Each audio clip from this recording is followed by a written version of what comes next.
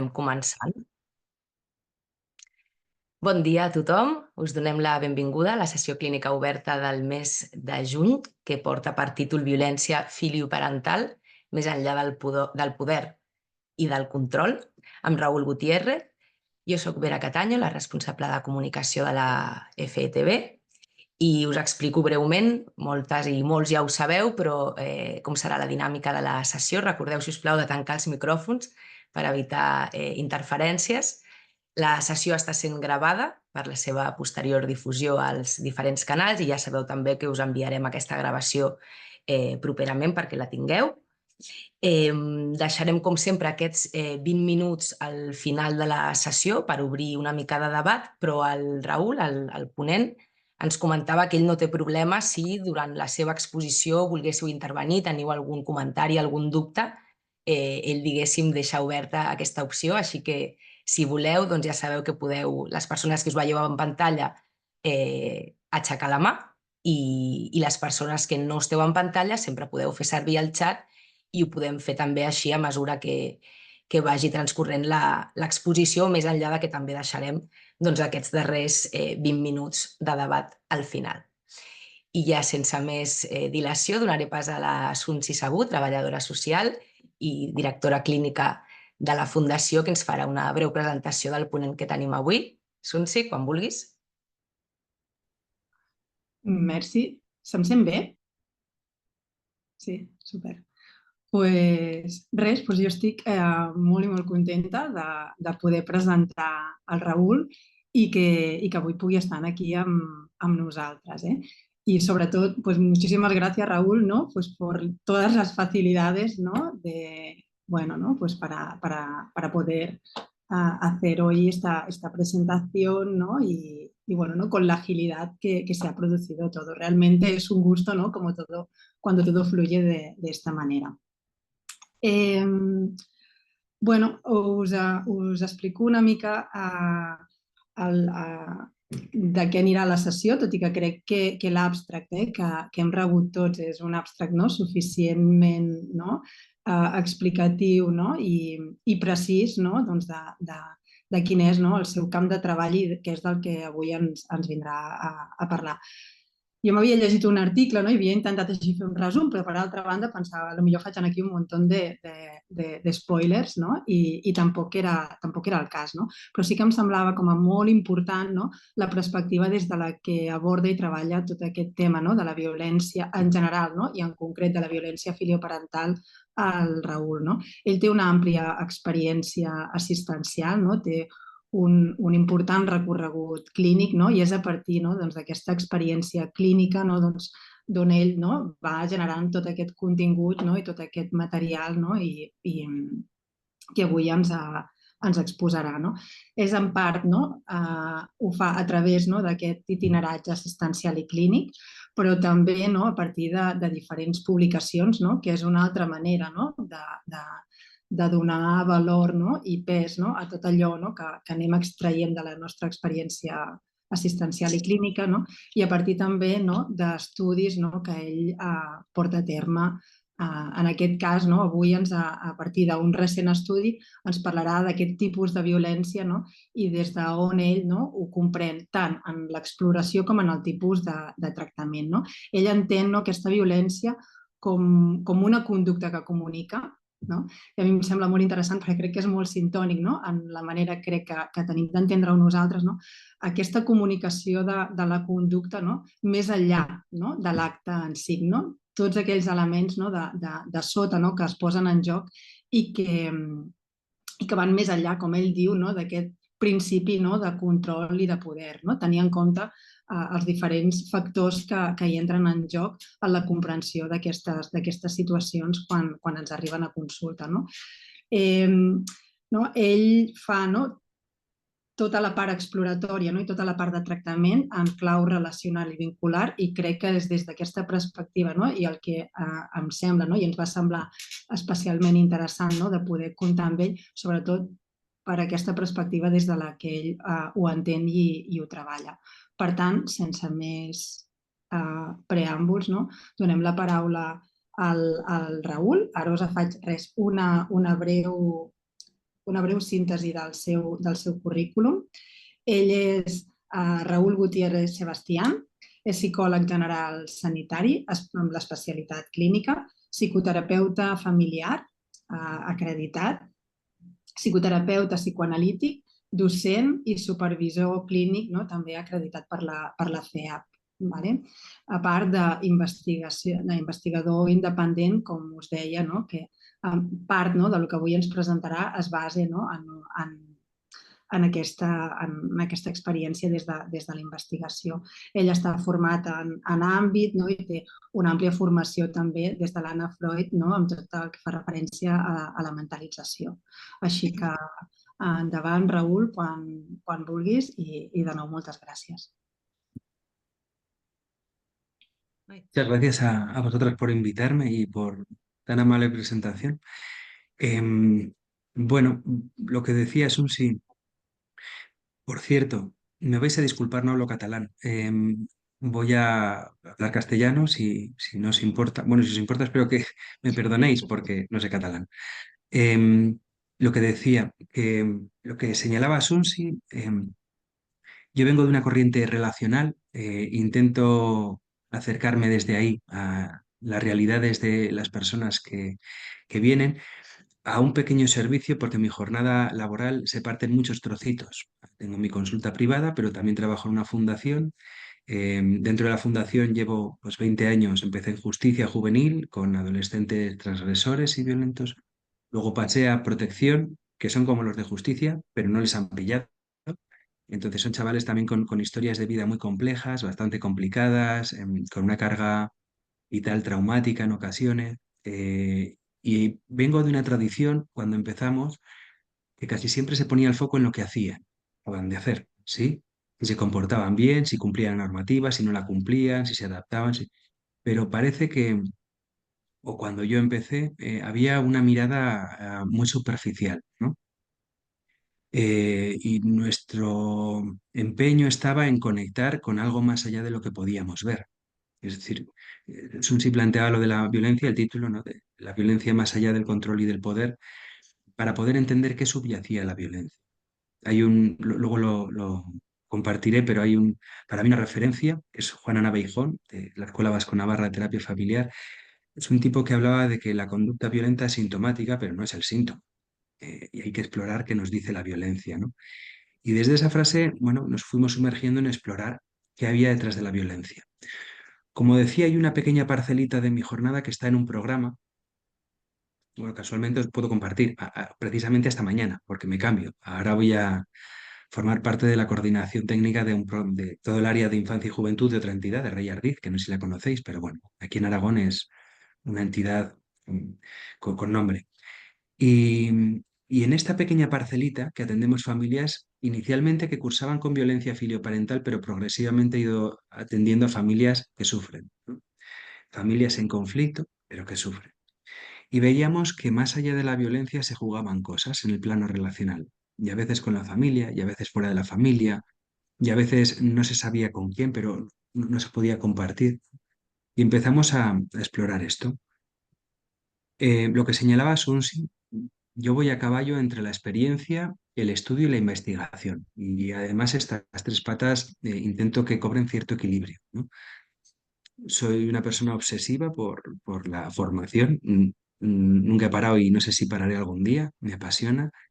Me apasiona también la intervención, pero no lo comprendo ambas sin el tercer eje, que es la investigación. Entonces, tengo como otra obsesión que es recoger la información sistematizada de todo lo que hago con mis datos y con los de las familias con las que trabajo. Entonces, fruto de esa recogida de información, desarrollo estudios que me inviten a pensar la intervención y bueno, sobre todo las propuestas de intervención. Y esto es desde donde me gustaría poder compartir con vosotras de inicio todo este tema de la violencia. No sé si lo ha compartido Sunsi o Vera, pero tenéis, por favor, mi permiso para interrumpir cuando queráis, porque como señalaba antes, igual apuntáis algo que luego al final se puede recuperar, pero pierde el sentido. Entonces, si a lo largo de la presentación consideráis matizar, señalar, por favor, estaré en confianza para hacerlo. Y Sin preámbulos comparto. Bueno, el tsunami relacional de la violencia filioparental. Lo que os señalaba que antes de hablar de la violencia sí que me gustaría compartir con vosotras el estudio que realizamos. En aquel entonces, cuando empezábamos, en ese momento teníamos una muestra de 70 familias con hijos menores, ojo, de entre 4 y 23 años. 4 es una familia puntual, ¿no? Pero nos pareció reseñable incluirla porque eran papás muy jóvenes, y lo siguen siendo, caray, pero em, tenían 22 y 26 años, ¿no? Y tenían una hija de 4 años, según verbalizaban, y ejercía violencia contra ellos. Bueno, esto es muy matizable, ¿sí? Porque también es cómo responde el adulto ante la conducta agresiva. Habría que diferenciar si es violencia o es agresiva de una niña de 4 años, que cogía, por cierto, las tijeras y amenazaba a la mamá, ¿eh? Pero bueno, que participar en el proyecto. Y se desarrolló un cuestionario ad hoc, desarrolló un cuestionario para recoger una serie de indicadores que atendieran sobre todo las relaciones entre los miembros de la familia, ¿m? Para recoger sobre todo los datos que teníamos. Bien, paso directamente a los resultados, que es lo interesante. Lo que de alguna forma se señalaba es que la cohesión entre los miembros, el grado de vinculación, había un alto porcentaje de familias desligadas. Un tercio de las familias tenían unos vínculos muy frágiles, ¿no? Muy desapegados. La adaptabilidad familiar hace referencia a la capacidad que tiene la familia, que muestra la familia para adaptarse a los diferentes cambios del ciclo vital. Es decir, una pareja cuando tiene un hijo tiene que adaptarse a ese cambio de ciclo vital. Conforme va creciendo ese hijo o esa hija, hay que ir adaptándose. No es lo mismo el primer año de vida que cuando entran en infantil, que cuando van al cole de mayores a primaria, que cuando entran en la adolescencia. Cada, o si hay una pérdida, o un duelo por una pérdida, una ruptura de la pareja, son hitos evolutivos y cambios a lo largo del ciclo vital a las que las familias han de adaptarse, ¿no? Pues lo que observábamos es que la mitad de las familias era rígida, es decir, mm, no se adaptaban bien a cada periodo del ciclo vital, se quedaban atascados en uno previo y sin resolverlo ya pasaban al siguiente. Y casi el 25% de las familias, una de cada cuatro, tenía o mostraba una dificultad caótica de adaptación. Es decir, no se adaptan a un periodo y ya están buscando otro. Una pareja en conflicto que no acaba de resolver sus aspectos convivenciales y su forma de, quizás, de buscar un encuentro es en torno a la paternidad y deciden ser papás. No han resuelto algo y están dando ya pasos hacia adelante, ¿no? Entonces se va haciendo como una bola de nieve a nivel relacional. No se organizan en torno a los cambios de ciclo vital. El tipo de comunicación familiar, se observó que el 72% de las familias mostraba un estilo evitativo u ofensivo. ¿Qué quiere decir? Que las familias o encontraban dificultades para hablar porque no se hablaba, hay temas tabú de los cuales no se habla, o es ofensivo. Si se trata, es para herir, o me siento herido si lo trato.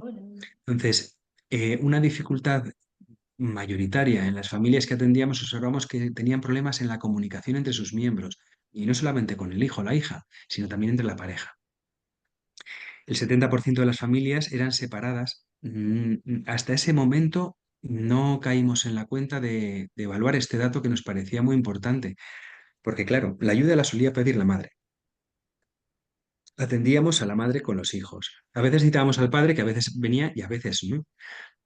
Pero no fuimos conscientes de que trabajábamos con un porcentaje tan alto de familias separadas, de las cuales el 65% habían sufrido violencia de género previo a la emergencia de la violencia de los hijos o las hijas hacia los progenitores.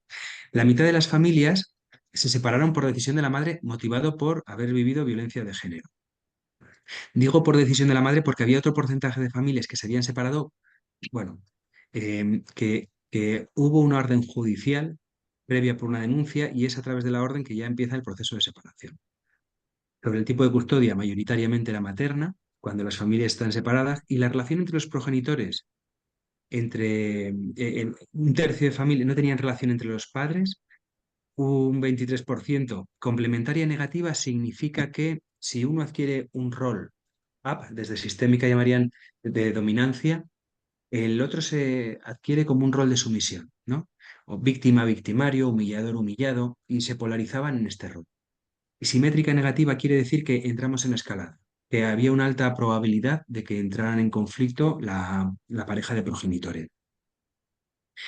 Em, Se observa un alto grado, un grado moderado de asociación entre em, estar separados y la dirección de la violencia, siendo en las familias separadas predominantemente la agresión hacia la madre, ¿sí?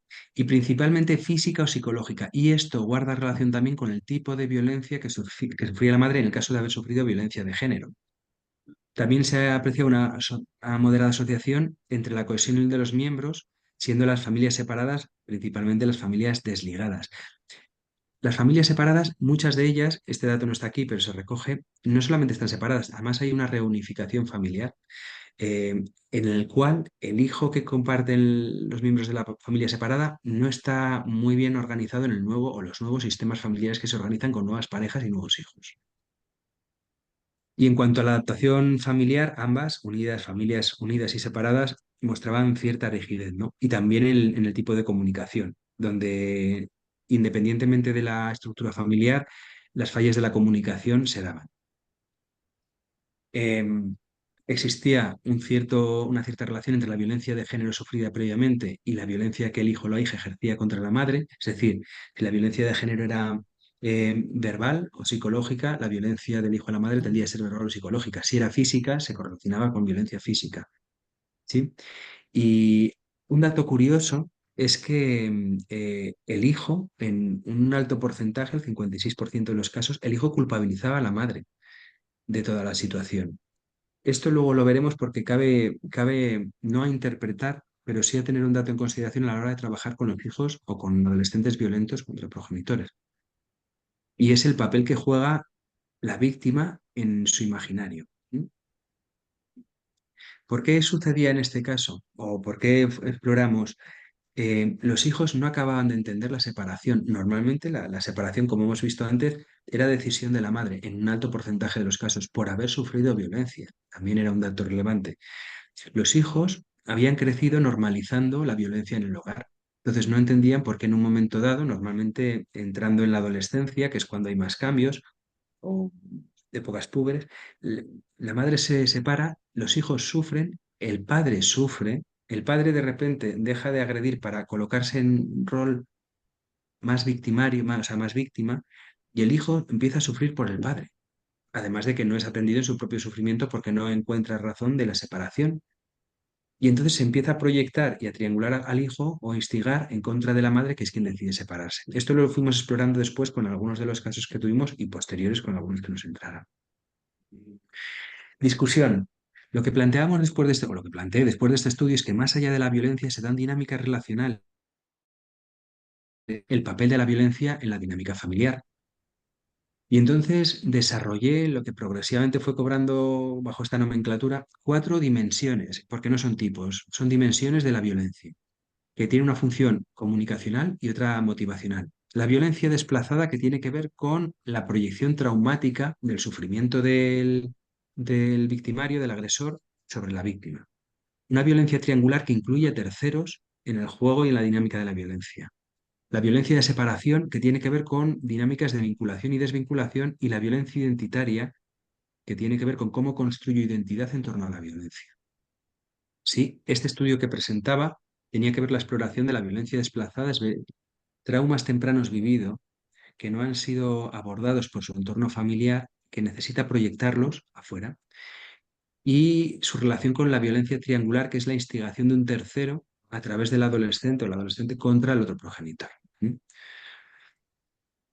Se publicó en Octaedro hace unos años, en el 21, si no me equivoco, este estudio, está por ahí.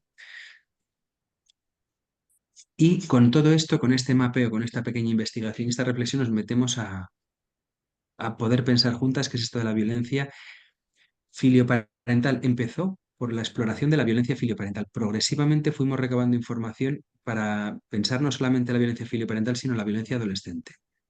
¿Sí? Violencia adolescente que se da en otros contextos como el escolar, el social, violencias emergentes en las relaciones de pareja adolescente.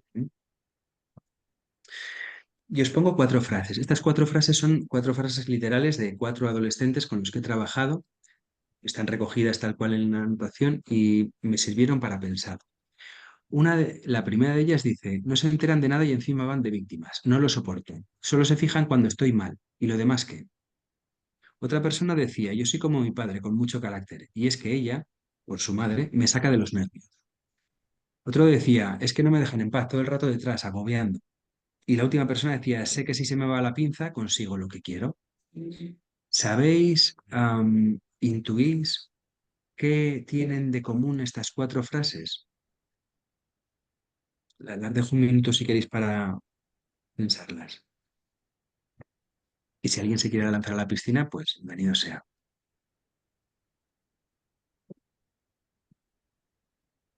Hay un elemento común, las 4.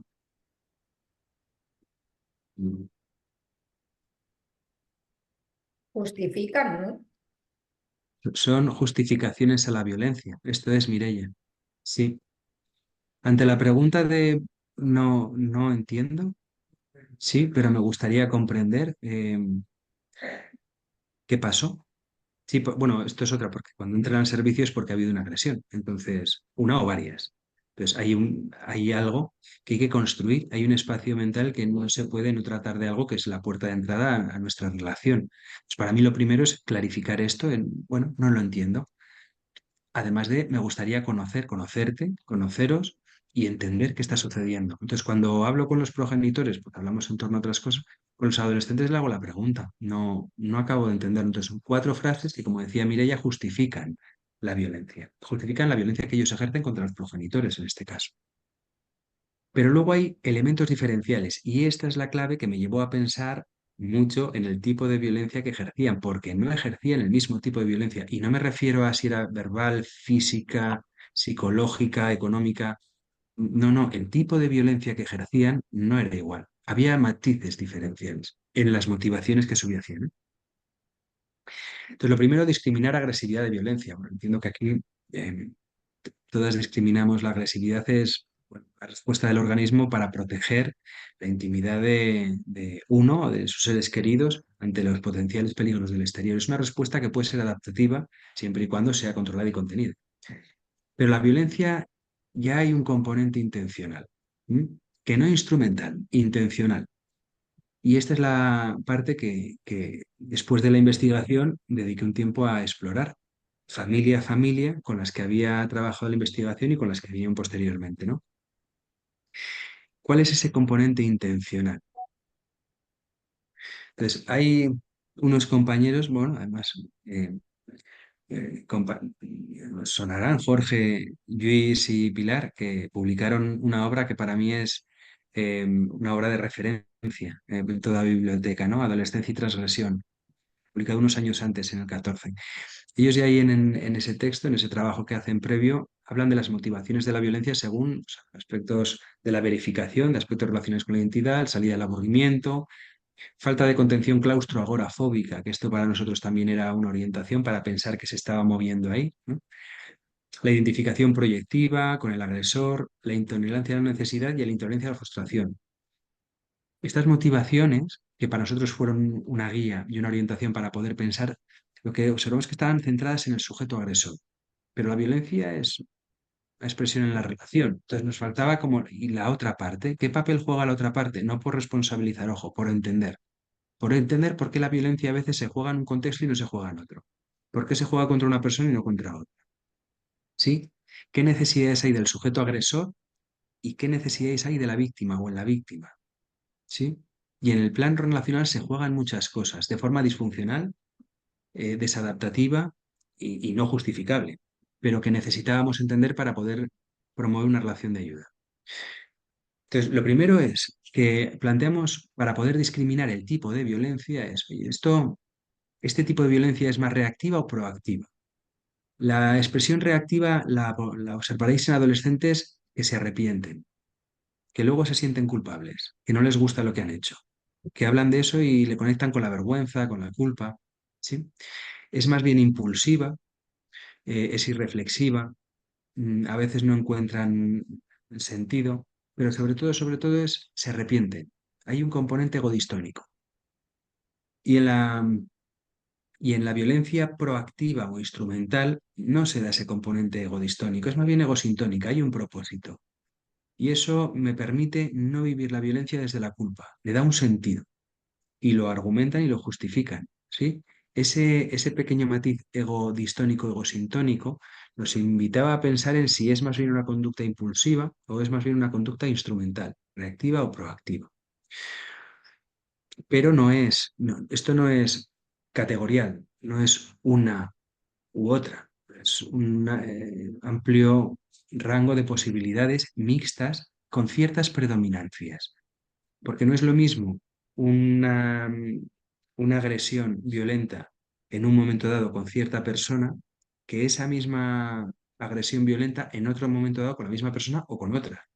Y hay que ir discriminando cómo se relaciona ese sujeto con lo que ha sucedido. ¿Sí? Si hay cierto nivel de reflexión, de culpabilidad, de introspección, o no. O hay una justificación, hay una argumentación, está carente de culpa y de vergüenza y tiene un propósito el eje de la violencia. Y además de la dimensión reactiva o proactiva, hay otros autores, como Frick, que habla de, según el inicio de la aparición de la violencia, no es lo mismo esa niña que con 4 años ya coge las tijeras y va a agredir a la madre con las tijeras, que un adolescente que ha ido creciendo hacia la adolescencia, bien, pero empieza primero de la ESO, hay un cambio del colegio al instituto y empiezan a emerger problemas y dificultades en ese momento de ciclo vital que no tienen un eco o una correspondencia en el familiar, ¿sí? Chicos, o en quinto, sexto de primaria, que suelen ser épocas en las que empieza el acoso, bueno, acoso, perdonar, no, acoso no.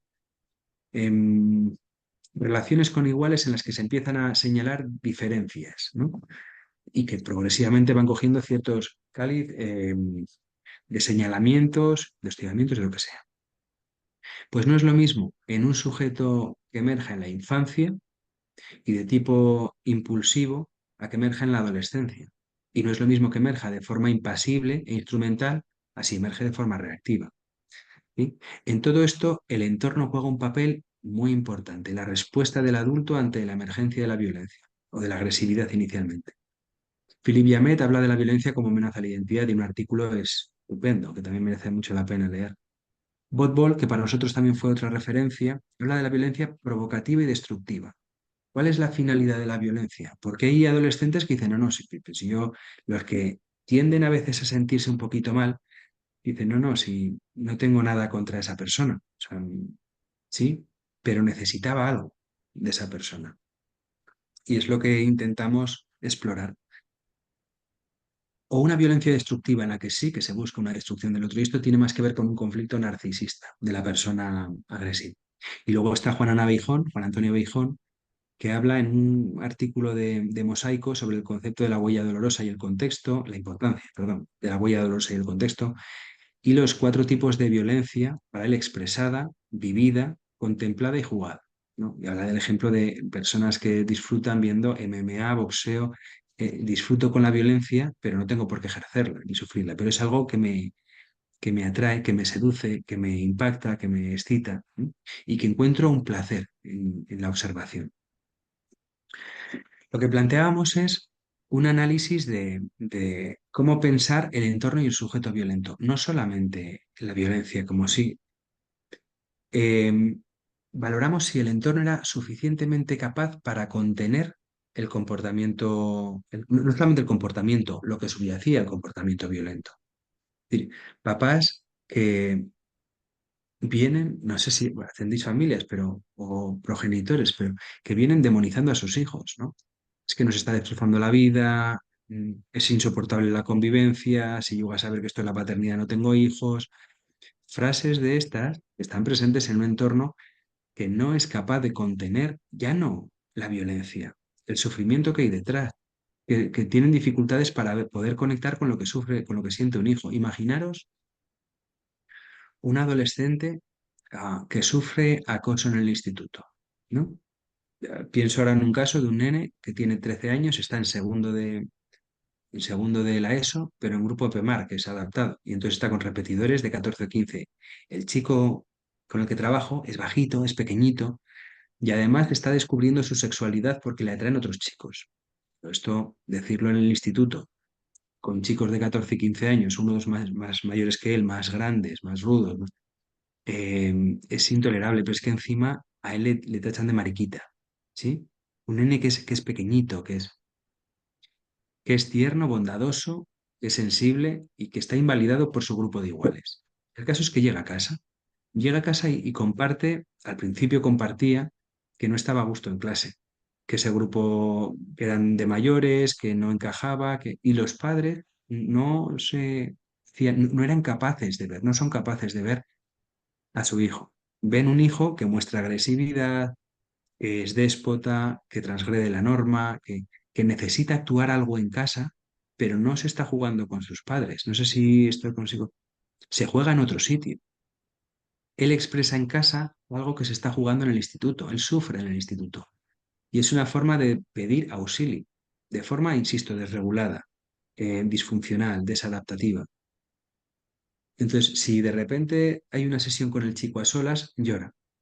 Y si tienes una sesión con los progenitores, no se permite llorar, porque para él eso es debilidad, es vergüenza, es confirmar lo que otros compañeros dicen en clase, pero de fondo necesita sentirse visto, no visto, reconocido, validado, ¿sí? Entonces, lo que empezamos a evaluar no solamente si el sujeto es capaz de regular o no, ¿sí? Regular tiene que ver con cómo gestiono yo mi contenido emocional, si soy capaz de atender lo que siento, de pensar en torno a lo que siento, si soy capaz de regularlo y modularlo y si soy capaz de pensarlo con otra persona. Este chico, por ejemplo, lo era. Era capaz con 13 añitos de hablar de lo que sufría y era capaz de hablar de cómo él se sentía pequeñito en una clase de chicos más mayores que le trataban de mariquita. Pero ojo que esa amenaza, no amenaza, perdón, esa ofensa, esa es su identidad, a lo que él siente, a su intimidad. Pues él, ante no saber cómo gestionar eso, llega a casa y muestra rebeldía, desobediencia, provocación, ¿sí? A sus fuentes seguras que puedan ser capaces de contener todo ese malestar. Lo que pasa es que en casa no ven eso, lo que ven es solamente lo que muestra. También entiendo que hay que estar en esa situación, ¿eh? No quiero. Pero la evaluación es, ¿la familia es capaz de contener o no? No solo el comportamiento violento, sino lo que hay detrás de ese comportamiento. ¿Son capaces de conectar con el sufrimiento? ¿Son capaces de acogerlo? ¿Son capaces de ver a ese chico que está descubriendo su sexualidad y que se avergüenza de que le atraen otros chicos? Un papá y una mamá que puedan compartir con este chico momentos de intimidad, de poder pasear y hablar más allá de lo que pasa en casa. Porque la violencia ahí juega un papel determinado. ¿Mm? Entonces, lo que planteábamos es que probablemente si el entorno es capaz de contener y el chico o la chica son capaces de regular, quiere decir de identificar lo que me sucede, de modularlo y de poder mentalizar con el otro. Y el entorno está dispuesto y es capaz, quizás lo que está sucediendo es problemas de ciclo vital.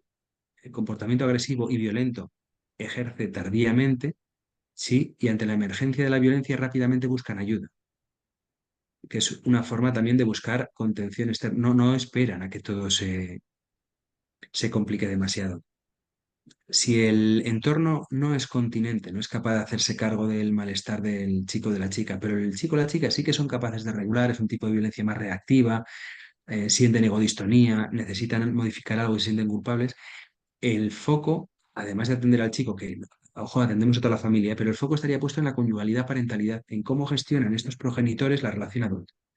¿Qué dificultades se encuentran para contener al chico o la chica desregulado? Por contra, o de otro lado, si el entorno es capaz de hacerse cargo, capaz de contener, de poder ver más allá de lo que muestra y de poder devolverle algo que le tranquilice al chico, pero el chico es incapaz de regular, tiene problemas de dificultades, El foco estaría puesto más en el adolescente, en el trabajo individual, aunque trabajamos con toda la familia, ¿eh? No, esto no es trabajar exclusivamente con uno. Y si el entorno es incontinente y el sujeto está regulado y hay una clínica que apunta a que puede haber una mala evolución, igual se activa un trabajo en red con otras entidades, con la administración, ¿sí? Suelen ser casos de larga trayectoria. Si no ha emergido si no ha debutado en lo psicótico, pues hay una alta probabilidad de que pueda debutar. O sea, son familias altamente complejas, ¿no? Con una trayectoria complicada. Entonces, lo que planteamos, lo que decía Viejon, es la violencia es una alternativa entre otras conductas, es algo que se va construyendo, co-construyendo en la relación familiar, y aunque siempre es sintomática, no es el síntoma, ¿no? Nosotros planteamos buscar qué hay más allá de lo que se observa. E intentamos conectar con el sufrimiento no solamente del individuo agresor, sino del individuo y la familia, porque la familia también sufre. Más allá de que sea capaz o no de contener la violencia, los progenitores sufren. Entonces, eh, esta conducta problemática impacta en todos los miembros y acogemos a todos los miembros para ver cómo lo entienden, cómo lo piensan, cómo lo viven y desde dónde pueden movilizar. Y entonces lo que plantea Beijón es que la violencia como comunicación nos transmite aspectos del individuo y de su propio contexto o de sus contextos, no solamente el familiar, también el escolar y el social. Chicos y chicas que muestran violencia en el hogar, pero a nivel académico lo que les devuelve el centro formativo es la excelencia, tanto académicamente como relacionalmente, con compañeros y con profesorado. O chicos que en el colegio muestran dificultades, pero en el hogar no. O en el equipo de fútbol van bien, pero en el contexto. Entonces, exploramos todos los contextos porque no es lo mismo alguien que focaliza la agresividad y la violencia en un solo contexto o si es en múltiples contextos o con determinadas personas, ¿sí? 4 supuestos de violencia, lo que hablábamos al principio. Violencia desplazada triangular de separación identitaria. Esto nos permitía poder intentar pensar más allá de lo que mostraba. ¿Qué papel jugaba para el individuo y para su entorno? ¿Mm? Como proyección en la transferencia, coalición perversa, como medio de desvinculación. Pongo des porque a veces es de vincular y a veces es de desvincular. A veces a través de la violencia busco atraer al otro y a veces marcar cierta distancia. Y la violencia identitaria, que es la más compleja como un elemento de identidad psicopática. La violencia desplazada es de tipo más bien mixto, proactivo y provocativo. Si recordáis cuando hablábamos de Capra y Pastorelli, Capra y Pastorelli y Botbol, la proactividad y la reactividad o la provocación y la destrucción, estos son los dos ejes que a nosotros nos servían para poder orientar, ¿no? ¿Qué se está jugando ahí? Es más bien de tipo reactivo y no hay una intención de destruir al otro, hay más bien una intención de movilizarlo. Quizás no se sabe muy bien para qué ni cómo, pero no se quiere destruir. No tiene tanto que ver con el aquí y el ahora de lo que está pasando en el entorno familiar o donde se dé la violencia, sino con experiencias tempranas o no tan tempranas, actuales, del sujeto que agrede, que proyecta sobre la víctima. Em, por ejemplo, chicos y chicas, no solamente en el hogar, en la familia, ¿eh? Pensemos en chicos y chicas que de repente, a lo largo de su etapa escolar y académica, van bien, pero en un momento dado a finales de primaria, principios de la ESO, empiezan a expresar comportamientos desregulados y violentos contra terceros, ¿sí?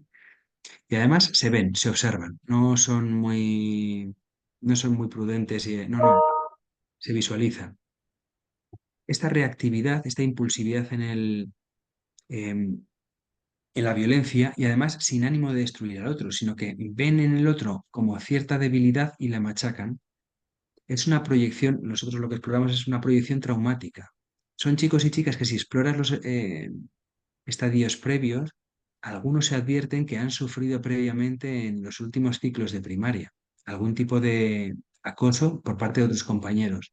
Entonces proyectan eso mismo contra terceros y lo replican o llegan a casa y muestran esa agresividad contra los progenitores, pero no se juega ahí en casa. La violencia, no sé si me explico lo que quiero decir. El sufrimiento viene de otro sitio. Imaginaros que viene una familia que por violencia filioparental, por violencia de los hijos ejercida contra los progenitores, y focalizamos el trabajo sobre la violencia. Ojo, ojo, no digo no atenderla, ¿eh? Tenerla muy presente, pero no poner el foco ahí, sino en qué puede subyacer a eso. ¿Qué podría pasar si un chico que sufre, que no sabe qué hacer con ese sufrimiento, que inicialmente muestra agresividad, ante la falta de contención de esa agresividad se traduce en violencia y llega a terapia y el foco se pone sobre la violencia? ¿Qué creéis que puede pasar?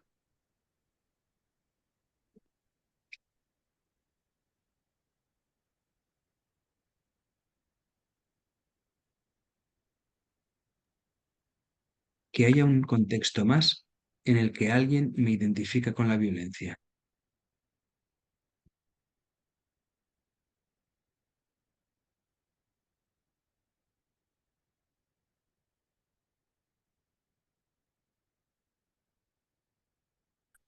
Es malo que la terapia y sobre la violencia, y ojo, insisto, no digo de no atenderla, ¿eh? Hay que atender la violencia, pero intentar conectar con qué puede necesitar este chico, ¿sí?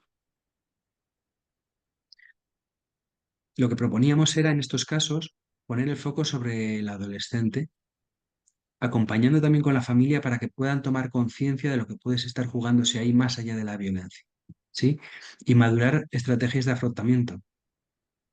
A veces son chicos y chicas que generan una ansiedad enorme el crecer, y esto lo proyectan contra otros. Inicialmente es agresividad, no es violencia, pero ante la falta de contención del entorno, se empieza a traducir en violencia. Pongo otro ejemplo. Bueno, la violencia triangular, que es con predominancia reactiva y destructiva. Aquí sí que hay un componente de destruir al otro, pero es impulsivo, no es de forma instrumental, no es madurado, no está fríamente calculado, ¿no? En estos casos, si es violencia filioparental, normalmente un miembro de la pareja juega un papel en la instigación de la violencia contra el otro, ¿sí? En ocasiones lo que veíamos que podía ser el padre en contra de la madre. Y se repetían y se reproducían patrones en las que la madre verbalizaba, es que es como su padre, hace lo mismo que su padre. Y lo empezaba a identificar con el padre. Y aquí volvía a suceder lo mismo que hablábamos en la anterior. Si me centro en la violencia y repito frases como es como su padre, ¿sí? Hace lo mismo que su padre, me trata igual que su padre, empieza a construir identidad en torno a la violencia. La violencia empieza a ser un eje sobre el cual construirme como sujeto, porque se valida de alguna forma. Eh, en este caso intentamos trabajar por un lado con el adolescente y por otro lado con los progenitores, normalmente por separado, porque juntos es bastante complicado. Si ambos progenitores aceptan, porque hay una alta probabilidad de que uno de los progenitores, normalmente el que instiga, no quiera participar. ¿Mm? Esto sucede también, por ejemplo, si fuera la violencia adolescente en el aula, un chico que ante otro que le instiga para agredir a otro más débil, actúa algo contra el otro más débil, ¿sí? Sería así como pensar, o hago lo que me dicen que haga, o me lo van a hacer a mí, ¿sí? Entonces reproduzco violencia. Estas partes, si abordáramos esto en clase y detectamos que el que ejerce violencia no solamente es él, sino que detrás hay uno o más chicos que instigan la violencia, esos chicos no son tan fáciles de detectar. Si habéis trabajado en hogares, yo estuve unos años trabajando en protección y justicia, nosotros a veces mirábamos que había dos chicos que discutían, incluso peleaban, todo el foco estaba puesto ahí, pero de repente veías uno o dos que estaban comiendo palomitas en los sillones sin prestar ninguna atención a lo que pasaba viendo una película. Y nos quedamos pensando, ¿pero y estos? Porque mira la que se está montando ahí y aquí hay dos que están mirando la tele, sin inmutarse. ¿Quién creéis que estaba detrás de todo esto? Los que se pegaban, bueno, los que se peleaban, por supuesto que sí, pero ¿creéis que eran solamente ellos?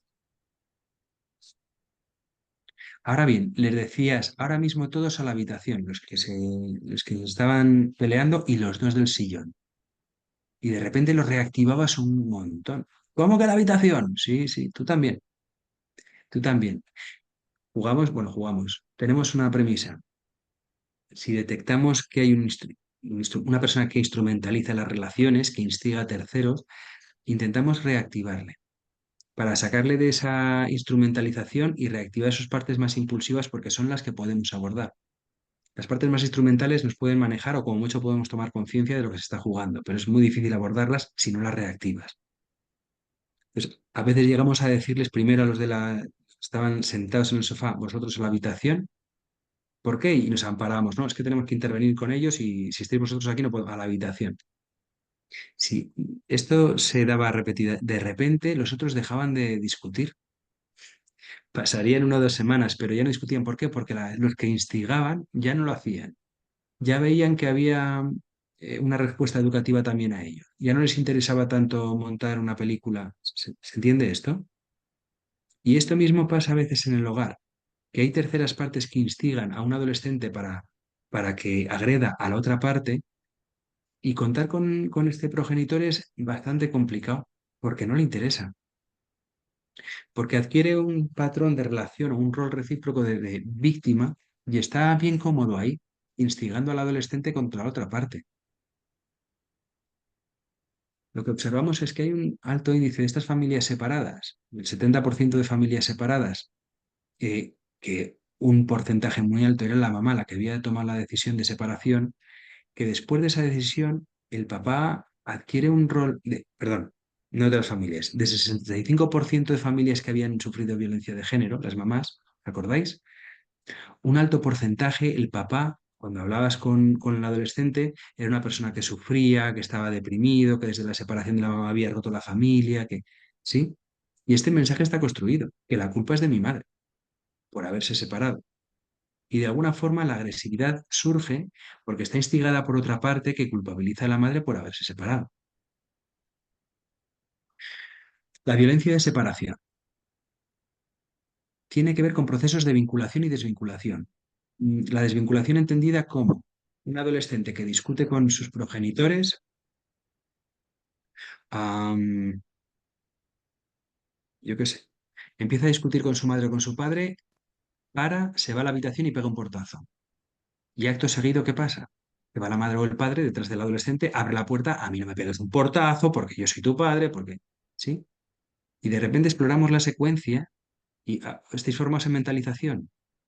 Sí, yo creo que sí, ¿no? ¿Sabéis lo de parar la no mentalización? Es una de las 4 patas de la mesa de IKEA del buen mentalizador, cuando no se mentaliza parar. Pues en esa secuencia, el mejor mentalizador es el adolescente que dice, ya está, hasta aquí, me voy a la habitación. Porque cuando hablas con el adolescente de, oye, pero ¿y cuando te fuiste a la habitación, qué hiciste? Y dices, "Sí, pero si me puse los cascos, quería escuchar música y tranquilizarme". Busca su manera de regularse, quizás no de la mejor manera. Pero en esa secuencia en la que un adolescente discute con la madre o con el padre y de repente corta, para la no mentalización porque están en equivalencia, se va a la habitación y cierra la puerta, es su forma de gestionar y de volver a mentalizar en la medida de lo posible. Pero claro, el progenitor, yo me pongo como padre y me hace eso a mi hijo, claro, me molesta. Voy detrás a decirle, a mí no me pegues un portazo porque no sé qué. Y ya entran en escalada. Estos chicos y chicas, cuando hablas con ellos, se sienten mal, se sienten culpables, no lo entienden. Tienen una necesidad de reparación.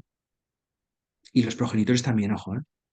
A veces son fallas en la comunicación y lo que se está jugando es cómo yo regulo esta distancia afectiva, cómo empiezo a transitar hacia la desvinculación de la forma más saludable que pueda. A veces en relaciones fusionales. ¿Mm? A veces por familias que en esas relaciones desligadas, el separarse amenaza la relación y de forma como muy primitiva la agresión cumple una función de mantener viva la relación. ¿Se entiende esto? Pero hay un componente que es la egodistonía. Son chicos y chicas que se sienten mal por la violencia, porque ellos no lo desean. Lo que hay una falta de regulación. De aquí lo que trabajamos es con el conjunto de la familia en términos de cómo acompañar ese tránsito de ciclo vital, porque suelen ser familias predispuestas con ánimo de hacer algo sin saber muy bien el cómo, pero también con cierta participación con los adolescentes siempre que no se les identifique con la violencia. Si sienten y perciben que se les identifica que el foco es la violencia, no. Y nuestra hipótesis es porque no quieren verse identificados con eso, no están bien con el tema de la violencia, no saben hacerlo de otra manera. Es cómo acompañar a la familia en su conjunto para transitar por esto. Y la tercera parte era la violencia identitaria. de tipo instrumental y destructiva. Esta suele ser la más complicada de abordar, porque no se sienten mal con la violencia es un fin, es un medio a través del cual poder conseguir un objetivo, o quizás sea el objetivo en sí mismo y está argumentado, porque la finalidad es destruir al otro. Normalmente son comportamientos psicosociopáticos y el itinerario de estos adolescentes han sido pues, familias desorganizadas, multiasistidas, desligadas, dinámicas doble vinculadas y paradójicas, familias de transacción psicótica o multidisfuncional. Y aquí lo que planteamos es que un dispositivo ambulatorio quizás se quedaba muy corto para poder dar atención a estas familias y que el trabajo en red era imprescindible. Con el centro formativo, con servicios sociales, son esas familias que están en la red. Entonces, la coordinación con psiquiatría, etcétera, etcétera. Este sería como el esquema que acerca un poco estas cuatro dimensiones, porque no son, se pueden dar varias a la vez, incluso todas a la vez. Lo que hay que discriminar es qué papel juega cada secuencia a nivel relacional. ¿Sí? Y que luego hay una evolutiva, como algo dinámico, que si se responde mal, si se contiene mala agresividad, anteriormente la violencia, y en múltiples contextos se empieza a legitimar y a validar, progresivamente va hacia una evolución de hacer de la violencia identidad. ¿Mm?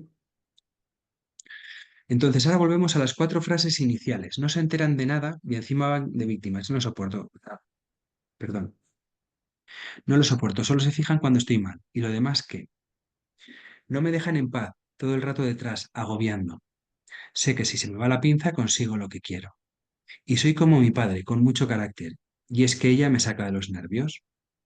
Cuando empezamos a desarrollar esta forma de mirar, lo que planteamos es que empezamos a encontrar sentido a los matices diferenciales de estas cuatro frases. Y es que nos señalaban ya cosas diferentes, apuntaban ya a diferentes tipos de intervención, ¿no? Mientras una habla más del desplazamiento de que no me ven, no me siento visto, solamente me siento visto en lo que hago, no en lo que siento. Solamente ven cuando estoy mal, es cuando estoy violento, ¿sí? Y lo demás que es, y cuando sufro, ¿quién me ve? ¿Sí? Y ante esa intolerancia a la frustración, al malestar, agredo, pero no con un ánimo de hacer daño, sino con una forma de proyectar mi malestar para que alguien haga algo. No me dejan en paz todo el rato de detrás agobiando. Entonces se ve más claro, ¿no? Alguien que intenta buscar cierta separación. Sé que si se me va la pinza consigo lo que quiero. Esta es la más preocupante, porque aquí hay una instrumentalización de la violencia, además lo sabe y lo justifica. Y justifica su deseo por encima de cualquier otra cosa. Y soy como mi padre con mucho carácter y es que ya me saca de los nervios. También se ve aquí cómo hace identidad con uno. Bueno, se puede presumir, de esta persona concretamente había una instigación del padre bueno, curiosamente es la hija y él es una chica contra la madre.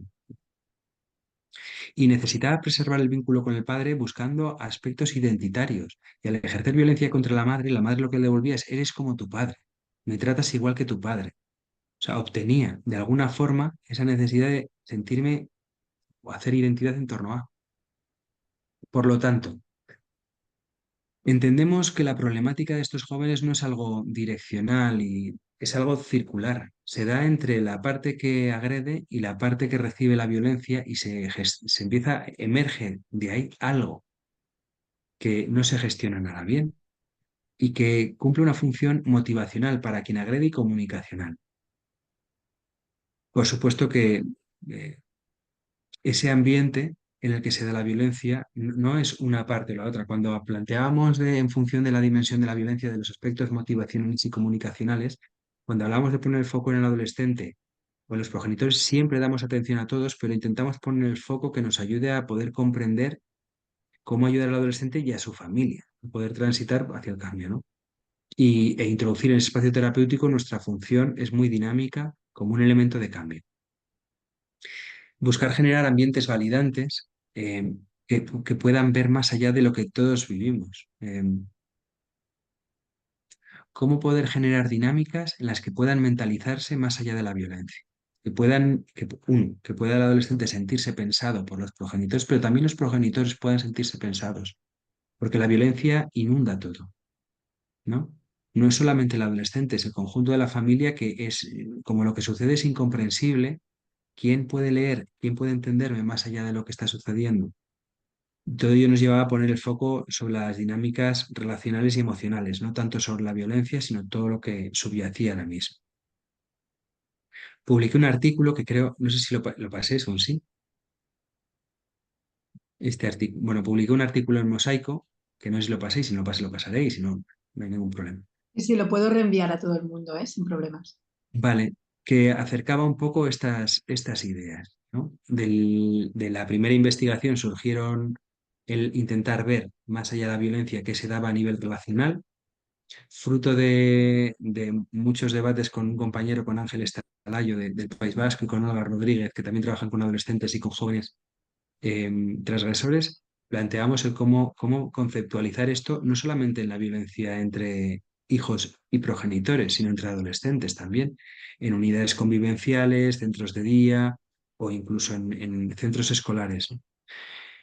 Y bueno, aquí ya esto es un speech porque sale el libro, hemos publicado un libro en colección Pensamiento Relacional, unos amigos de Ágora IPR en Madrid. em, Tienen una colección que es relacional y bueno, vamos a desarrollar estas ideas más allá de con Ricardo Fandiño, que no sé si lo conocéis, de Galicia y otra gente, y experiencias de diferentes profesionales en el territorio, bueno, también de Cataluña, de País Vasco, Galicia, que trabajan con adolescentes en múltiples contextos, no solamente residenciales, sino centros de día, atención ambulatoria. em, bueno, en Barcelona está también publica Alba, que ¿cómo se llama? Aquí se llama EMI 14. Trabaja en el EMI 14 con adolescentes inimputables, con menores inimputables. Entonces, bueno, ¿cómo conceptualizar la violencia en clave relacional? Y yo creo que un poco hasta aquí. La siguiente media hora, lo que me pareciera poder compartir experiencias, reflexiones, ideas. Perfecto, Raúl, pues muchísimas gracias. Veo que hay un comentario. Ah, bueno, pero tiene que ver con Y que se marcha. alguien que pregunta que por horario de trabajo ya no puede continuar si subiremos la sesión clínica a alguna plataforma. Bueno, sí, estará en todas nuestras redes, en la web y también a todas las personas que han asistido la enviaremos. Així que endavant llavors amb els dubtes, qüestions, reflexions que vulgueu compartir. Cuando íbamos viéndolo, ¿alguien le sugería pensar en algún adolescente concreto, alguna familia?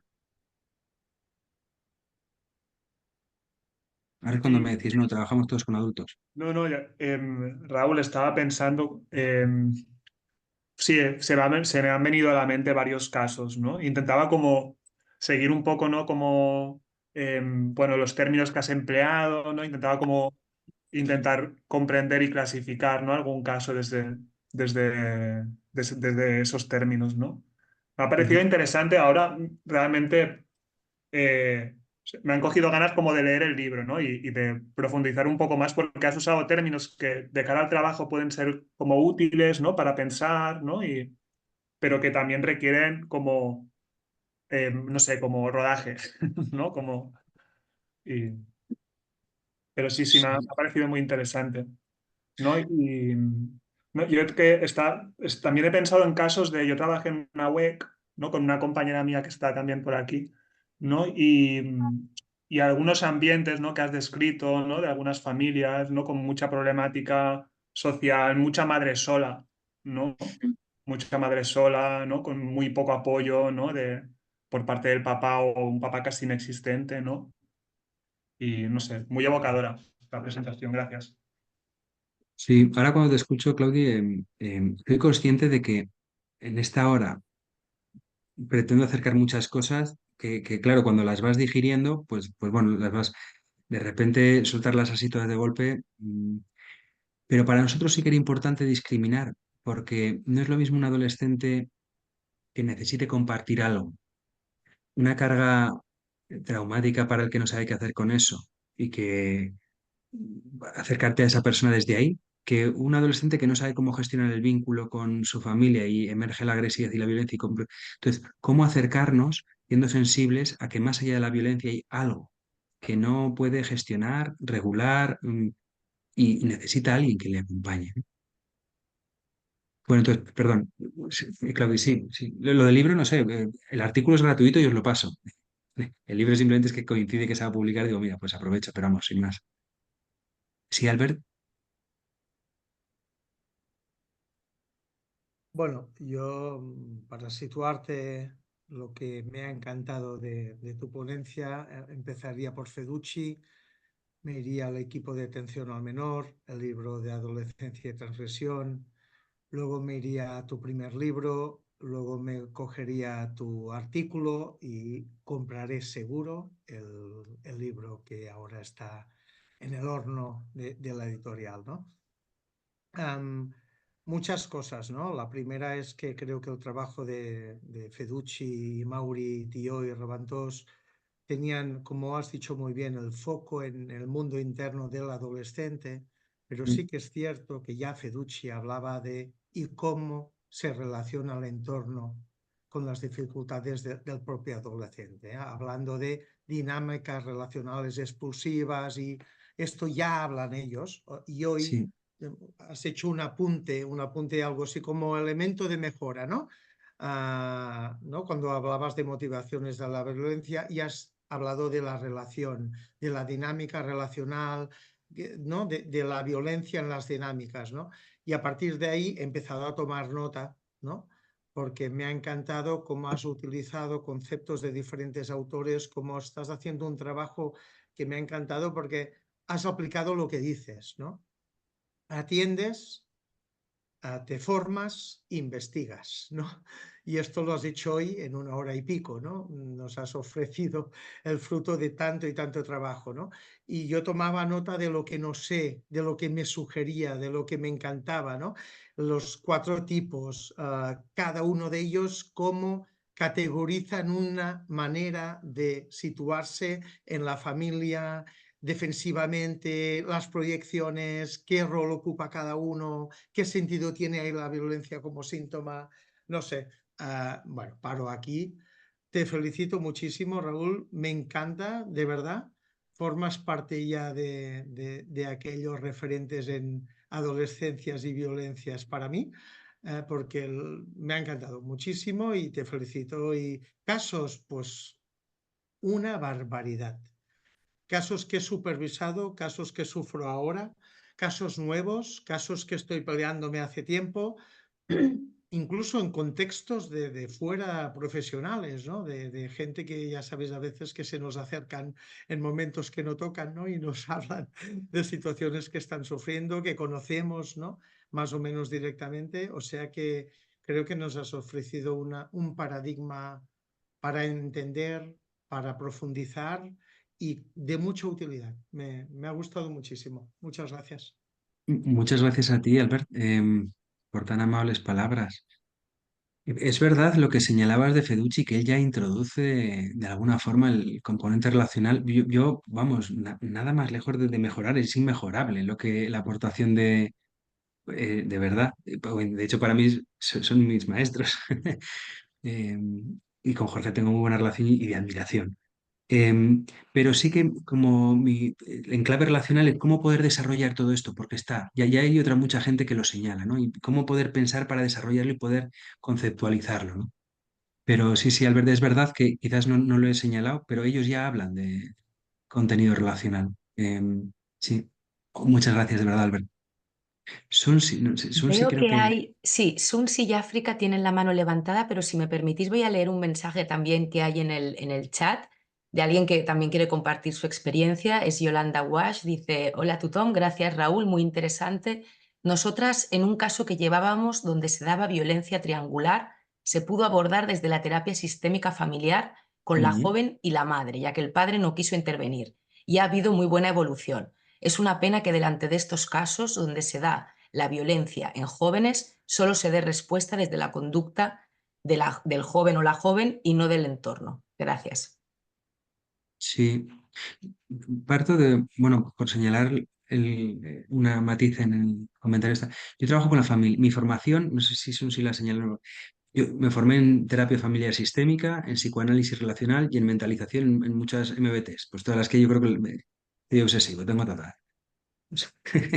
Pero soy sistémico y relacional. No entiendo trabajar con una sola parte sin contemplar. Entonces, cuando hablaba del foco, es porque intento entender con esa parte qué puede necesitar, más allá pero también trabajo con los padres siempre, no con las partes que permiten, porque normalmente, como señala la compañera, cuando hay papás separados y se ejerce la violencia y una parte no quiere, ya indica que no, que o conmigo no pasa nada, hombre, contigo no pasa nada, entonces te preocupes. No sé si me explico. Pero esa parte no se va a implicar, lo que no quiere decir que no se pueda hacer un trabajo familiar con otras partes. Yo recuerdo con un chico, di una vez una charla sobre violencia y hablaba de esto en una conferencia y había un chico, paciente mío, que me había visto en no sé dónde y había ido a la conferencia y alguien le dejó el paso. Bueno, genial, me alegra que le dejara el paso, ¿no? Pero yo cuando lo vi dije, anda la leche, si ahora voy a hablar de esto y él es... Y cuando lo escuchó, cuando la violencia triangular, de repente el chaval conectó y decir, ostras, es verdad, esto no lo habíamos tratado todavía, aún estamos en fase de poder explorar.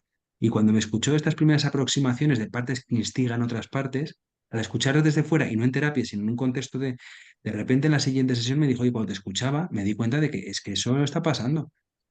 Es que esos mensajes yo los escucho, pero no solamente de mi madre, de mi padre, solo con los de mi padre están mucho más camuflados, no me había dado cuenta y nos permitió poder abrir otro espacio para hablar, no por culpabilizar, ¿eh? Porque el sufrimiento del padre, pues no lo niego, pero para poder abrir un espacio de hablar de algunas cosas que no se podían hablar.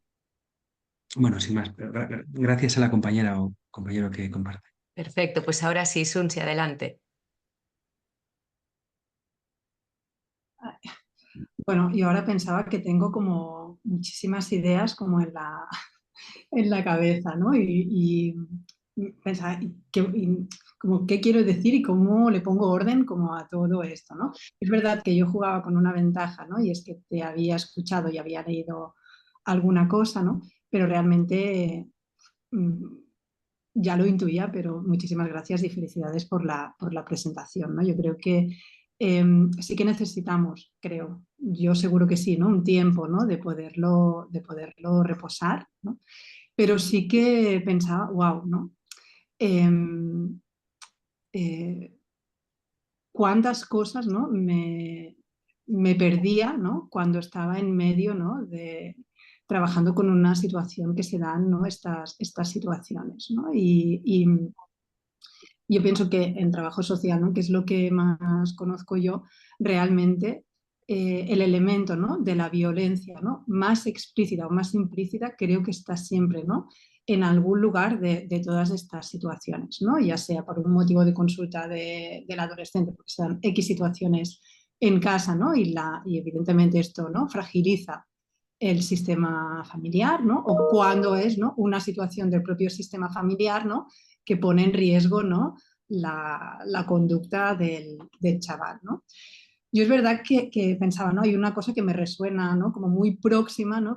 Que siempre digo, para poder hacer un buen diagnóstico, ¿no? Es imprescindible, ¿no? Tener en cuenta los distintos paradigmas que se ponen en juego, ¿no? Si no, hay el error de olvidarnos una parte, ¿no? Y con lo cual hay el error de hacer un mal diagnóstico de la situación, ¿no? Con lo cual creo que esto viene como a confirmar, ¿no? Una manera, creo que de hacer y de entender que creo que es bastante esto, ¿no? Va bastante en la línea que tenemos, ¿no? Me parecía también muy importante el hecho de poder tener en cuenta, ¿no? Pues estas cuatro grandes definiciones, ¿no? Que tú nos aportabas de la violencia, ¿no? Que decías, no son departamentos estancos puros, ¿no? Sí, seguramente no podemos encontrar elementos de unas y otras en la principal, ¿no? En la que identificaríamos como principal. Pensaba la importancia, ¿no? De poder traducir ante qué tipología estamos, ¿no? Porque pienso que esto ayuda y contiene también a la familia y al propio adolescente, ¿no? El poder comprender la situación, ¿no? Pensaba también nosotros que tenemos los servicios de atención temprana, ¿no? En los que a veces, ¿no? Escuchamos, ¿no? A padres, a familias, ¿no? Que utilizan, ¿no? Una terminología, ¿no? Que no es inocua, ¿no? Porque allí también, ¿no? Se proyectan otras cosas. Pero qué importante es, ¿no? El hecho de poder diferenciar, ¿no? Si es violencia, si es agresión, ¿no? Y qué trabajo preventivo podemos hacerlo, ¿no? Cuando lo identificamos, ¿no? Ni en la latencia ni en la adolescencia, ¿no? Sino en edades quizás muy tempranas, ¿no? Y qué importante poder ayudar en estos primeros tiempos, ¿no? En donde se crean estas relaciones familiares, ¿no?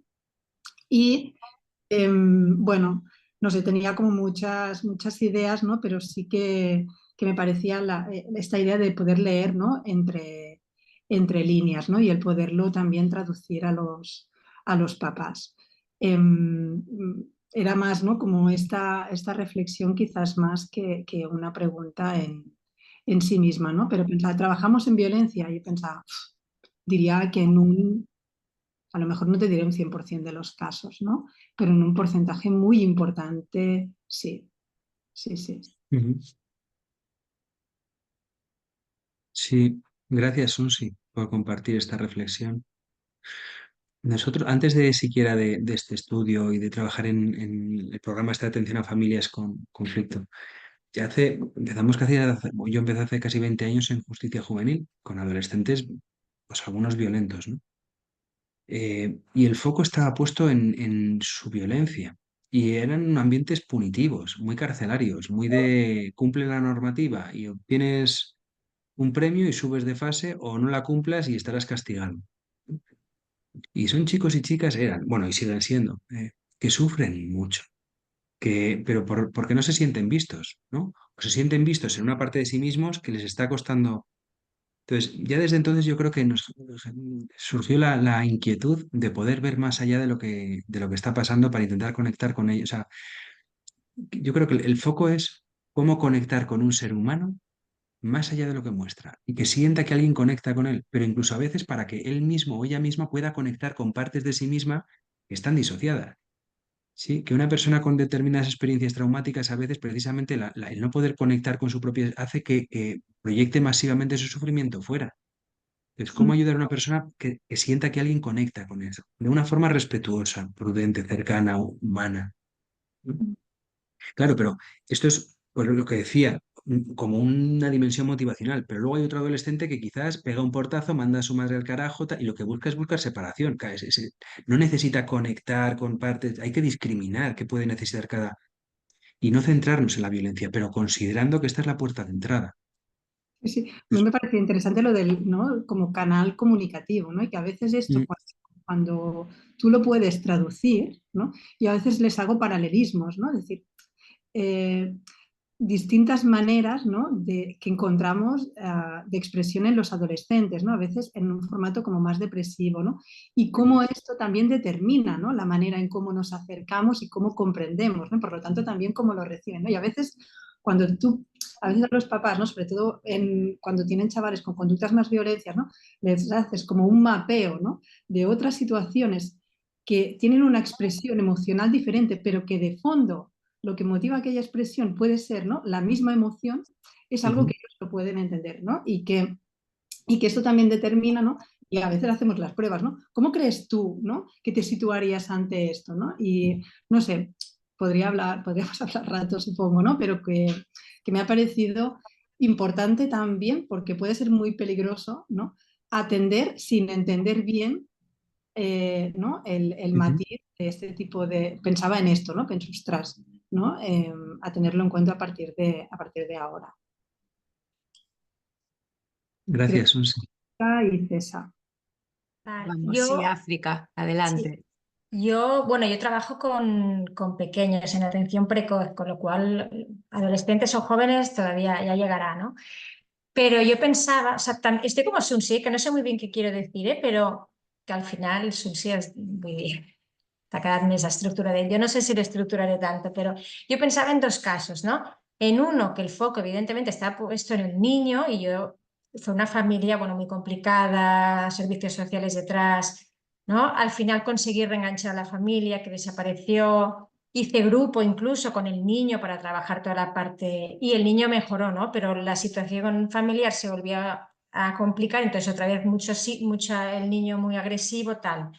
Entonces yo a este niño le he dado el alta por edad y lo he derivado a CESMIG, pero claro, yo al final he ido hablando bastante con la familia, pero ahora en las últimas entrevistas fui más clara de decirles, a vuestro hijo en el CESMIG lo van a ver poco, yo a quien quiero que vean es a vosotros dos, ¿no? Porque al final estaba todo puesto en el niño y evidentemente había un conflicto abierto, el niño en medio, ¿no? Entonces es un caso que me preocupa mucho, pero bueno, pienso que está encaminado, ¿no? Y también al ser un caso que está bueno, pues llevado en la pública, pues está el colegio, está servicios sociales. Entonces, a nivel de pronóstico pienso, bueno, puede ir bien, ¿no? Y lo comparado con otro caso que llevo en la privada, que es un poquito más mayor y que también estaba puesto todo en el niño, pero en principio la familia es una familia potente, son muy seductores y todo lo ponían en el niño. Entonces, cuando yo he conocido un poco y le dije y quise poner el foco en los padres y en dónde colocaban al niño, ¿no? Y también intentaba ubicar esta cosa de la violencia, que en teoría no hay, pero yo veo mucha, ¿no? Pues esta familia, en cambio, ha desaparecido. Ya me han dejado de contestar, ya no vienen, ¿no? Entonces, pienso, claro, esta familia me preocupa más porque no van a querer que se les remueva nada a ellos, lo ponen todo en el niño y cuando se intenta mover el foco se niegan, ¿no? Entonces pienso, a ver cómo este niño llegará a la adolescencia, porque en las visitas a mí no me venía triste, me venía enfadadísimo, ¿no? O sea, el niño era el que ponía más la cabeza en realidad, ¿no?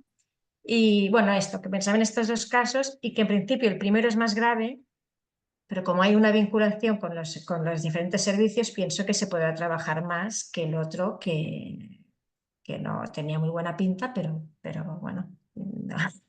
Yo ya hablé con el colegio y bueno, esto, no quería comentar.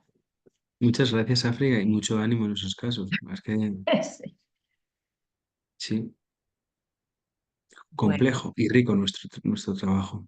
sí, sí. ahora le doy la palabra a Cesarina y a Albert, que veo que tienen las manos levantadas, pero leo brevemente un mensaje, Raúl, en el chat de Aznar Casanovas, que dice: muchas gracias por compartir la presentación, un tema muy interesante que forma parte de la sociedad que vivimos, formamos y con quien trabajamos.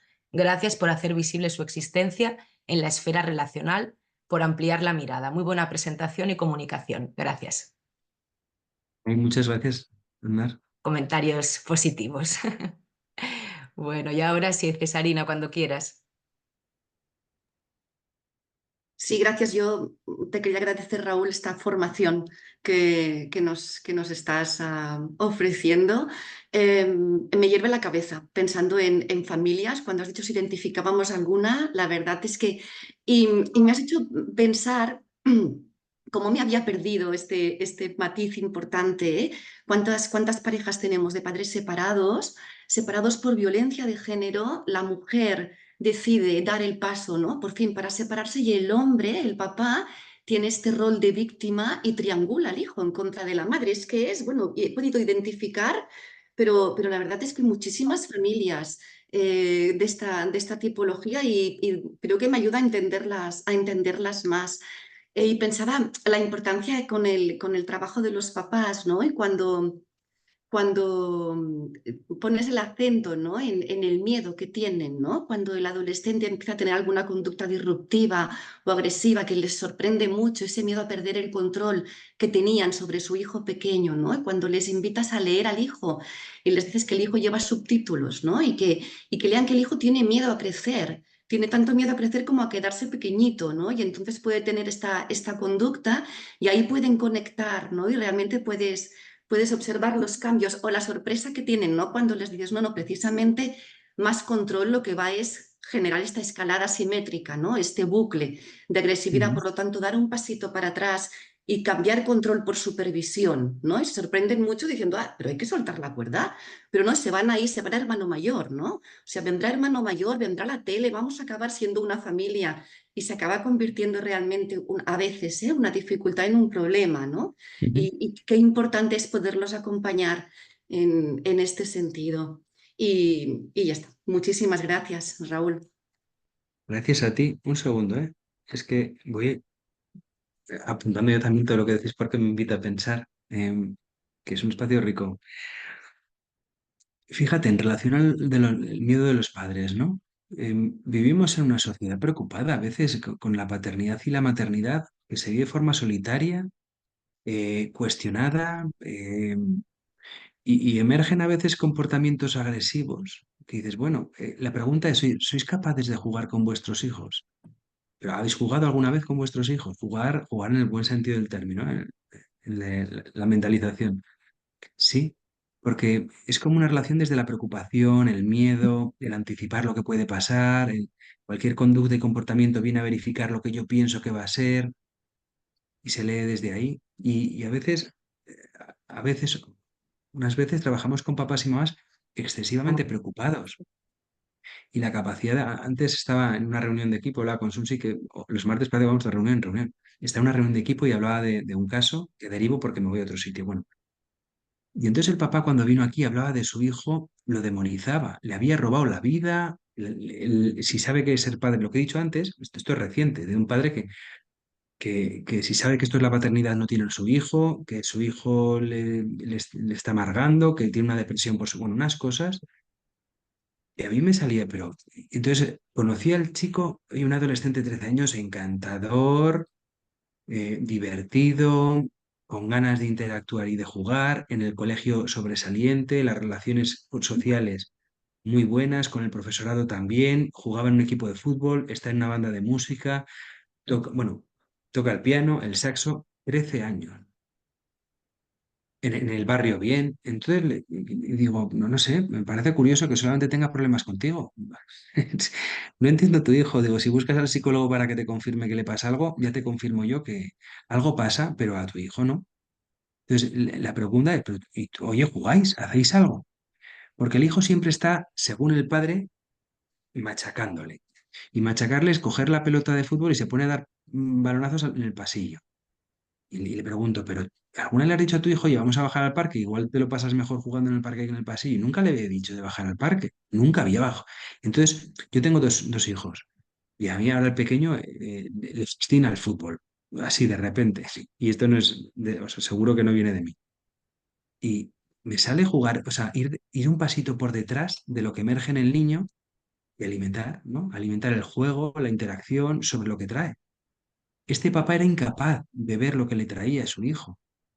Solamente estaba centrado en sí mismo, en que me está amargando la vida.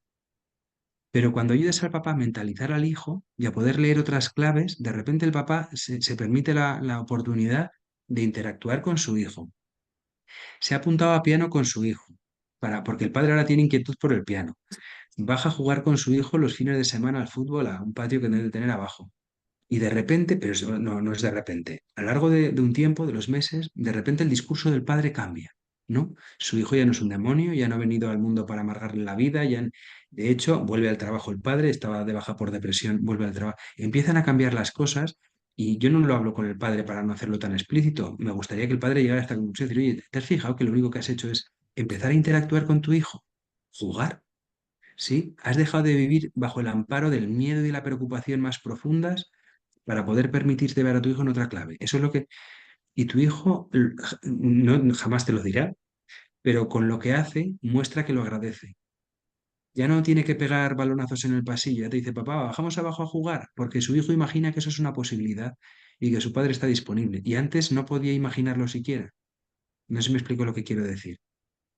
Y con el chico, si os soy sincero, a lo largo de estos meses le he visto en 3 ocasiones al principio para hacer una evaluación y descartar que le pasara ningún rasgo psicopático, esto que decía el padre. Una vez descartado eso, el foco fue en el padre. Y el padre fue el que introdujo el cambio. Solo que él todavía no es consciente. Sigue viendo que es su hijo el que ha cambiado. No, tu hijo ha cambiado la relación. Este es un tipo de violencia de separación, donde el hijo no buscaba tanto desvincular, sino cómo poder acercarse a su padre para luego poder desvincular. O sea, el miedo de este hijo es entro en la adolescencia y de quién desvinculo si este hombre me está demonizando. Y poder acompañar este proceso de vinculación y desvinculación permite al hijo poderlo llevar de otra manera mucho más, no sé, más saludable, adolescente. Eso. Sí, esto venía, perdona, Cesarina, en relación a lo que decías del miedo y de que es verdad que a veces vivimos amparados bajo el miedo, la preocupación, la duda, lo estaremos haciendo bien, ¿no? Quizás disminuir un poquito eso para interactuar, eso mismo ya tiene un efecto. Bueno, van a dar las 12.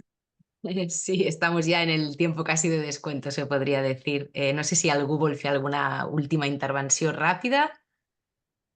Sí, Càlia. Buenas, mira, que quería agradecer la intervención y la ponencia porque me ha parecido como canto a la esperanza en muchas situaciones, que a veces nos quedamos muy atrapados en una manera de mirar y me parece como que se ha abierto la mirada, las posibilidades. Y bueno, una cosa que a mí me atrapa a veces es como el miedo que a veces los padres tienen al sufrimiento de los hijos y eso hace como que se creen también relaciones como muy violentas al final. No sé si querías aportar algo al respecto. Gracias. Gracias, Calia. ¿Sufrimiento de los hijos te refieres a relaciones fusionales sobreprotectoras? Que no sé si te he entendido bien. Sí, me refiero a sobreprotectoras en el sentido de que no quieren que los hijos sufran y al final les permiten... Bueno, quizás esto se puede, pero por pensarlo y entenderlo, relacionar con lo que señalaba, me ha parecido, no sé si era Cesarina o África, que hablaban de cómo transitar del cuidado a la supervisión o del control a la supervisión, y se quedan anclados en ese control o en ese, ¿no? Relaciones fusionales, relaciones sobreprotectoras, y a veces la violencia juega un papel para tomar separación, para desvincular. Fijaros, en el caso de el caso del chico que he comentado ahora, eh, la función, como yo la interpreto, mi hipótesis es que necesita vincular con su padre para progresivamente desvincular.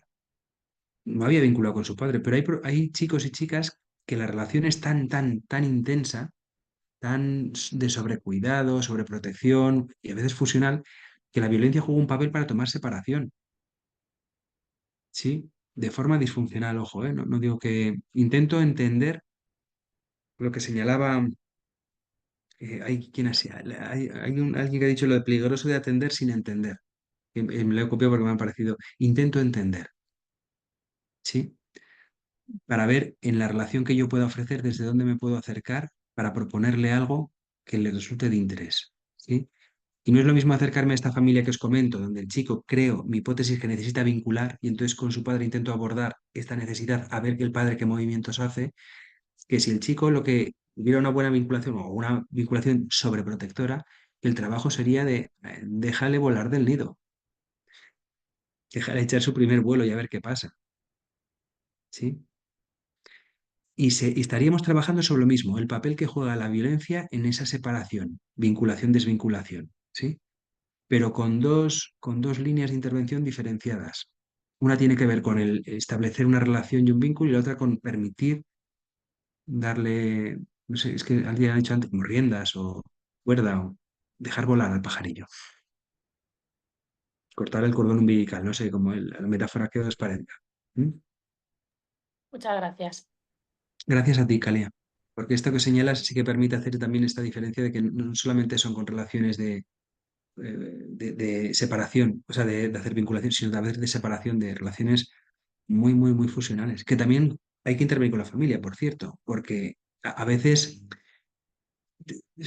soy papá porque quiero ser papá y estoy en mí y sigo sin estar en. Entonces, son relaciones que pueden perpetuarse en relaciones fusionales porque están al servicio del narcisismo adulto, no de las necesidades de los hijos y de las hijas.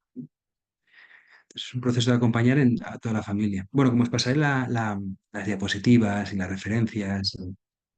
Eh, Cuando salga el libro mandaré un correo recordatorio. Ah, por cierto, vamos a hacer alguna presentación en Barcelona porque hay alguna colaboradora que es de Barcelona.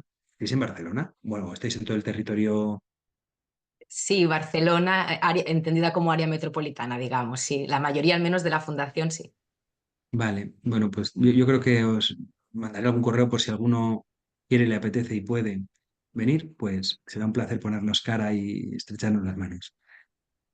Así Perfecto. que, bueno, Perfecto, Raúl, muchas gracias. Yo creo que ha quedado claro tu mensaje, ¿no? De que sin ánimo de quitarle gravedad a la violencia, al final no deja de ser una punta de iceberg y creo que con tu presentación has podido aportar bastante qué es lo que puede haber detrás, ¿no? Así que, como decía Sunsi, ahora es cuestión también de digerir toda la información y muchísimas gracias, agradecerte por esta ponencia. Y has visto otras. que ha generado comentarios muy positivos, así que eso es buena muestra del interés y la valía. Yo agradeceros a todas porque, bueno, yo simplemente comparto una experiencia, pero las que dais sentido a todo un buen hacer sois vosotras y las que dais sentido a este espacio sois vosotras. Así que muchas gracias por la atención, por la participación, por las reflexiones que enriquecen y de hecho me tomo muchas notas de lo que habéis dicho porque esto invita a seguir pensando. Así que nada, muchas gracias. Gràcies a ti, Raül, i gràcies a totes i a tots per haver-nos acompanyat en aquesta sessió clínica oberta que és l'última abans de l'estiu. Ja sabeu que els mesos de juliol, agost i setembre no en tenim, però ja us puc anunciar que la propera serà el 8 d'octubre i tindrem com a tema evolució dels trastorns del neurodesenvolupament de 0 a 8 anys i impacte del diagnòstic en les famílies, amb el nostre company Stefano Petrella, neuropediatre, al CEDIAP de Gràcia. Queda molt de temps, us ho recordarem, us enviarem tota la informació, així que de moment ens acomiadem d'aquest espai, com dic, fins l'octubre, i respecte de la ponència d'avui, doncs repetir que us enviarem tant la gravació com també la presentació en PowerPoint que ha compartit el Raül. Moltes gràcies, que tingueu un bon dia. Adéu. Adéu. Moltes gràcies. Gràcies.